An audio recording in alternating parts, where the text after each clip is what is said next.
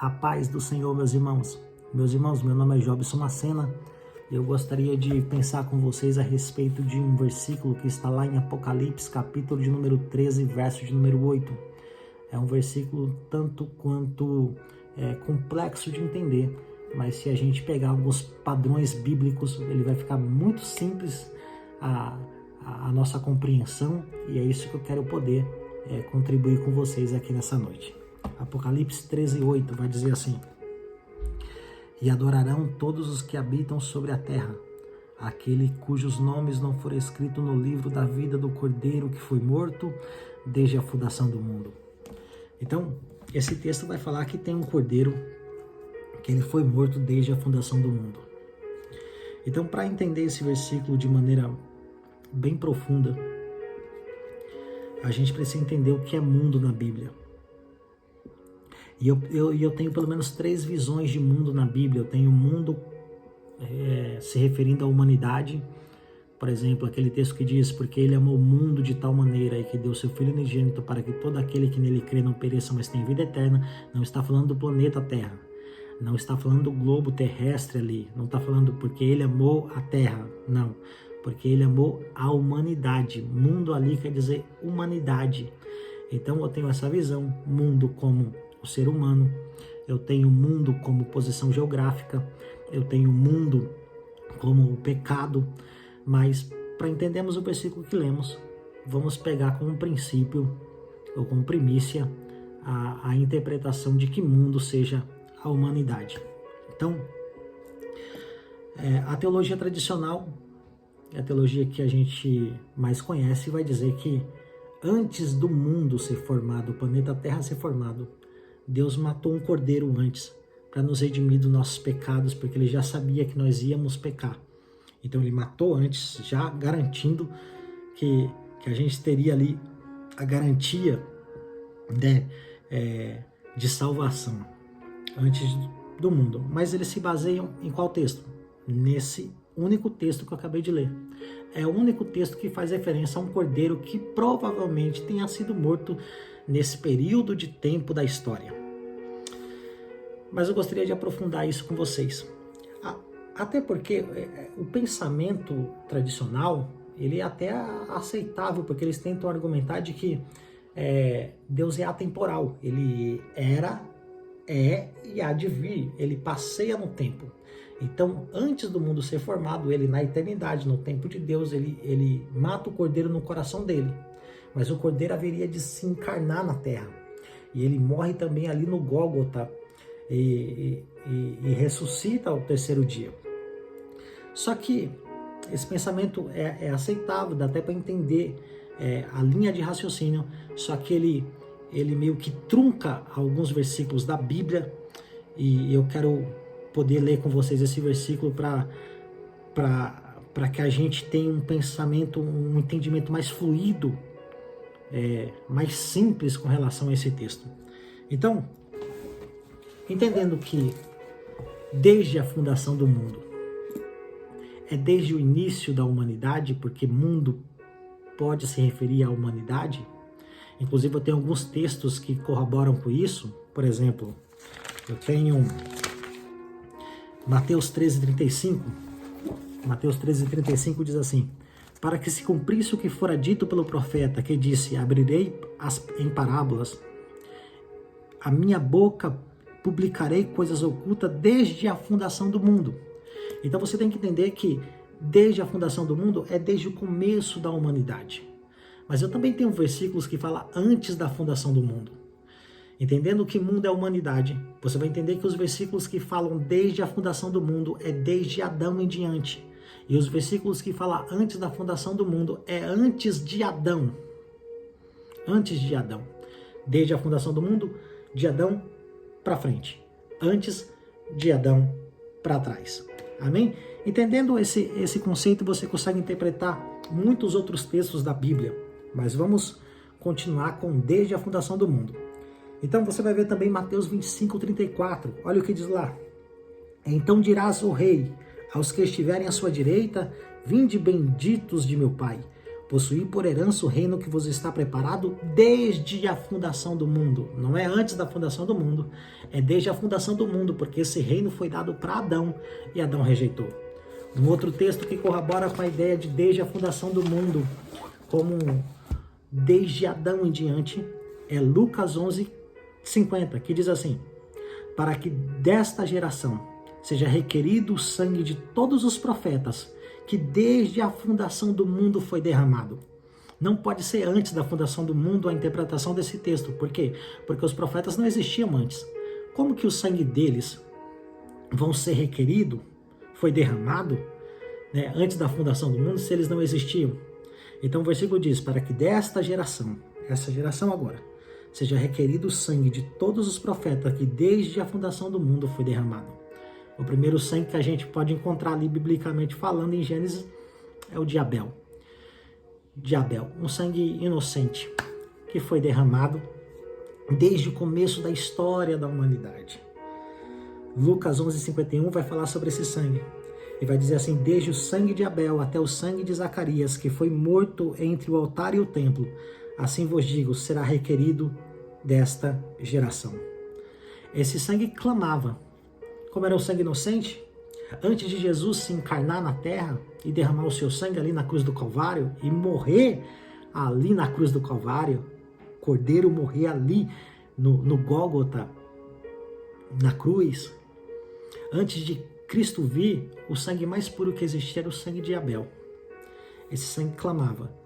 Mas quando Jesus vem e morre, e ele leva o seu sangue para o tabernáculo celestial, ele troca o sangue de Abel pelo sangue da nova aliança, porque esse sangue de Jesus clama melhor do que o sangue de Abel. É o sangue mais justo, mais limpo, mais puro que existe, o sangue de Jesus.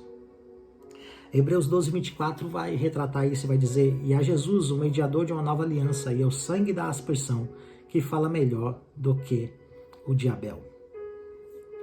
Então,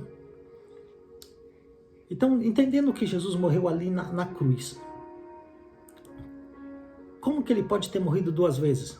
Se eu seguir o pensamento da teologia tradicional, que é até lógico, entendendo que Deus é um Deus eterno e atemporal, como que ele leva o seu sangue para o tabernáculo celestial? Ele morre aqui antes da fundação do mundo, leva o seu sangue para o tabernáculo celestial. Só que ele só leva o sangue para o tabernáculo celestial uma única vez. Ou seja, no mundo espiritual, antes da fundação do mundo, eu faço um par com o momento em que ele leva o sangue dele para o tabernáculo celestial. Eu faço um parzinho. Mas eu ignoro totalmente a morte literal de Cristo aqui na cruz. Porque ele levou só uma única vez o sangue lá para o tabernáculo celestial. E eu trunco com um versículo bíblico de Hebreus 9:26. Porque Hebreus 9:26 vai dizer que ele só morreu uma única vez e que ele não poderia morrer várias vezes. O contexto de Hebreus 9:26 vai dizer que ele não poderia morrer mais de uma vez. Ele morreu uma única vez, uma morte perfeita, um sacrifício perfeito. Hebreus 9:26 vai dizer assim: de outra maneira, necessário lhe fora padecer muitas vezes desde a fundação do mundo, ou seja, desde o início da humanidade. Mas agora, na consumação dos séculos, uma vez se manifestou para aniquilar o pecado pelo sacrifício de si mesmo. O contexto vai deixar claro que ele só poderia morrer uma única vez. Então, lendo Apocalipse 13:8 de maneira mais pausada, de maneira calma, a gente vai entender da seguinte forma: e adorarão todos que habitam sobre a terra, esses cujos nomes não estão escritos no livro da vida do Cordeiro que foi morto. Respira. Porque o texto está dizendo que o livro da vida, se chama, o título do livro, Livro da Vida do Cordeiro que foi morto. Esse é o título do livro. Livro da Vida do Cordeiro que foi morto. Está falando do livro e não do momento que o Cordeiro foi morto. Porque desde a fundação do mundo, está falando desde o início de toda a história da humanidade. Isso fica muito claro quando você vai olhar nos originais. Por exemplo, eu estou aqui com o Novo Testamento interlinear. do grego. Se você tiver uma noção básica de grego, hoje na maioria das escolas teológicas, por mais básica que seja, ela te dá uma noçãozinha de grego. Então, com esse material você vai conseguir se virar bem, tá? Se você tiver uma noçãozinha básica de grego e você lê o texto no grego, você vai ter exatamente essa percepção, porque não tem vírgula aqui. Então você está lendo todos aqueles que não foram achados escritos no livro da vida do Cordeiro que foi morto, desde a fundação do mundo, desde quando a história do mundo começou, todos esses que não foram encontrados escritos nesse livro, vai estar passando a grande tribulação. Isso é um prato cheio para quem é pré-tribulacionista. Um prato cheio. Não é o tema de escatologia, não quero tratar escatologia aqui, mas se você reparar bem, está falando todos que habitam na terra vai presenciar a besta. Todos. Por que eles vão presenciar? Porque eles não tiveram o seu nome escrito no livro da vida do Cordeiro que foi morto. É dessa forma que a gente interpreta Apocalipse, capítulo de número 13, verso de número 8. Só que eu preciso provar para você isso. Eu preciso ter um outro texto com o mesmo contexto, com a mesma explicação do que eu estou tentando passar para vocês, para casar. Porque eu só tenho esse versículo isoladamente, é exclusivo, só tenho ele dizendo a respeito desse cordeiro. Só ele. Então eu tenho que unir um outro versículo. E eu tenho esse outro versículo. Mas antes de mostrar esse outro versículo para vocês, tem uma outra linha de pensamento. Que fala que na verdade, o cordeiro ele foi morto sim desde a fundação do mundo, desde o começo da humanidade. Mas esse cordeiro foi o que Deus matou no Éden. Essa explicação vai se dar porque se Adão e Eva pecou, Deus precisou redimir eles desse pecado. Então Deus mata o cordeiro para tentar explicar Apocalipse 13:8. Então Deus mata o cordeiro desde o começo da humanidade, desde a história da humanidade. Então esse é o primeiro cordeiro que é morto. E Deus vai vestir Adão e Eva com a pele desse animal. Só que isso trunca outro versículo. Qual?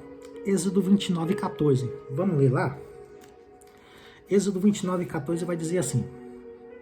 Vai falar exatamente do cordeiro como oferta de sacrifício pelo pecado, que é justamente a tipificação do sacrifício de Cristo na cruz.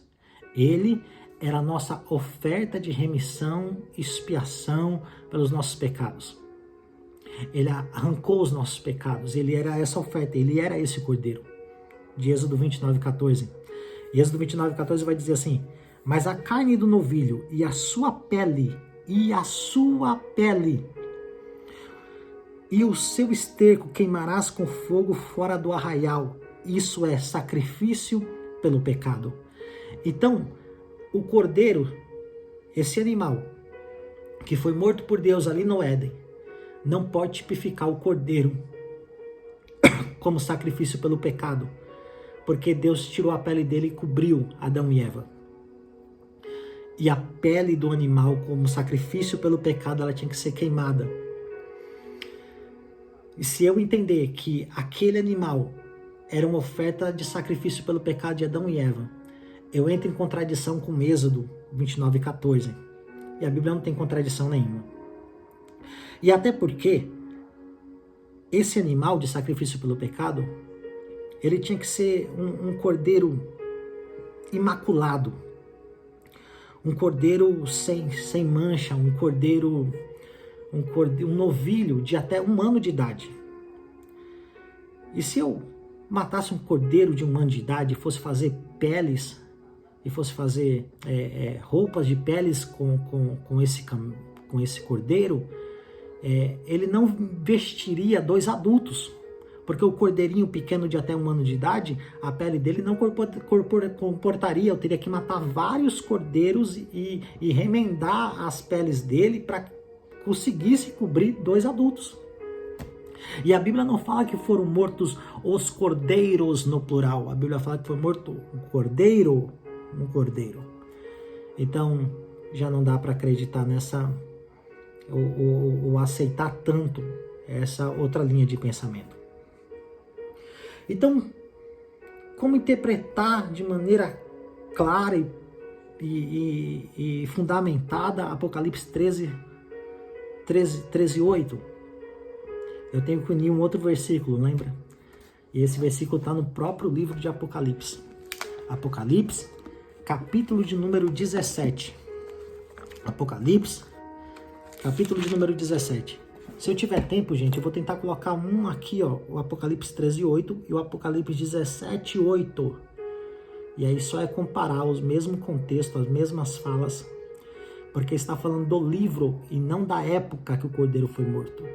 Está falando que todos aqueles que não forem encontrados escritos nesse livro vão presenciar a besta, vão estar passando aí a grande tribulação, porque não tiveram o seu nome escrito no livro do cordeiro que foi morto. E se eu tiver tempo, tá, gente? Porque isso daqui dá um trabalho de colocar esses textos aqui. Um dia eu tentei editar o vídeo aqui, fiquei a tarde toda e desisti, postei assim mesmo. Admiro os youtubers aí da vida que fazem um trabalho fantástico aí de edição. Eu não tenho esse dom. Apocalipse 17:8, abre aí. Diz assim: e a bestas que viste, era e não é, está para emergir do abismo e caminha para a destruição, e aqueles que habitam sobre a terra, cujos nomes não foram escritos no livro da vida, desde a fundação do mundo, ou seja, desde o início da humanidade. Tu já aprendeu isso? Ou seja, a todos aqueles que não foram escritos no livro da vida, desde a fundação do mundo, desde o início da humanidade, se admirarão vendo a besta, que era e não é, mas aparecerá. Então, como que esse versículo pode ser um prato cheio para os pré-tribulacionistas? Porque essa é uma evidência de que a igreja não estará aqui. Porque se todos que habitam aqui vão ver e contemplar a besta e vão adorar, a igreja não pode estar aqui, a igreja só pode estar no céu. É o mesmo contexto de Apocalipse 13:8, Apocalipse 17:8, fala do mesmo livro, fala do mesmo povo que desde a fundação do mundo não teve os seus nomes escritos nesse livro. Não está falando lá em Apocalipse 13:8 do período que o cordeiro foi morto, está falando do livro da vida do cordeiro que foi morto, desde o início da humanidade. Porque o cordeiro só podia ter morrido uma única vez. Ele sobe ao tabernáculo celestial uma única vez. Um único sacrifício perfeito foi quando ele encarna em Jesus Cristo, o nosso Salvador. Vai lá para a cruz, padece, ressuscita ao terceiro dia. Ele inaugura um novo e vivo caminho, porque o antigo, o caminho que existia era um caminho antigo e velho. Ele rasga o véu e ele coloca no lugar do véu o seu próprio corpo, porque o véu era o que fazia a separação entre o santo lugar e o santíssimo lugar. Ele rasga o véu, deixando o seu corpo agora no lugar do véu, para que possamos ver a glória de Deus através do Filho. Meu irmão. E para que não reste dúvida, existem textos que falam antes da fundação do mundo. E eu quero mostrar para você a diferença de desde a fundação do mundo e antes da fundação do mundo. Presta atenção. A Bíblia vai dizer lá em Jó 17:24, Pai, aqueles que me deste, aliás, João, perdão, coloquei JO aqui, João 17:24, Pai, aqueles que me deste, quero que onde eu estiver, também eles estejam comigo, para que vejam a minha glória que me deste, porque tu me amaste antes da fundação do mundo. Ele está dizendo, tu me amaste, ó Pai eterno, antes de Adão, antes da humanidade ser formada, ser inaugurada, tu já me amaste. Efésios 1:4, como também nos elegeu nele antes da fundação do mundo, ou seja, antes de Adão, para que fôssemos santos e irrepreensíveis diante dele em amor.